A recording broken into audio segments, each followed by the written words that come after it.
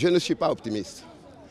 Quant à l'empressement du procureur, quand on sait qu'au Sénégal, malheureusement, ce Sénégal, c'est ce cher pays où on a eu quand même accumulé un actif démocratique, on voit que maintenant tout est en train d'être foutu en l'air. Excusez-moi, le terme, ce n'est pas trop fort.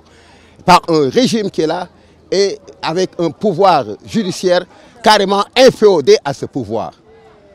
Donc par conséquent, je ne suis pas optimiste. Si l'on voit que les droits élémentaires d'un citoyen, je veux dire du premier magistrat de ce pays, je veux dire d'un député, hein, dont l'immunité a été carrément violée, je ne suis pas du tout optimiste. J'aurais pu être optimiste si on avait respecté les principes fondamentaux, les principes de droit de la défense, comme la présomption d'innocence. Parce que quelqu'un qui n'a pas encore été jugé ne peut pas être traité comme un coupable. Et les interventions intempestives du procureur de la République, toutes ces interventions dénotent une intention, manifestent une volonté systématique de l'écarter, une volonté de nuire.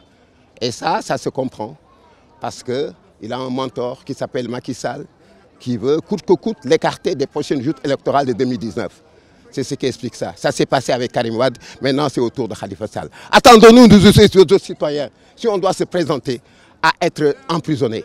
Voilà un pays où c'est le musellement de la presse à outrance, où c'est l'emprisonnement à tour de bras de tous les opposants politiques.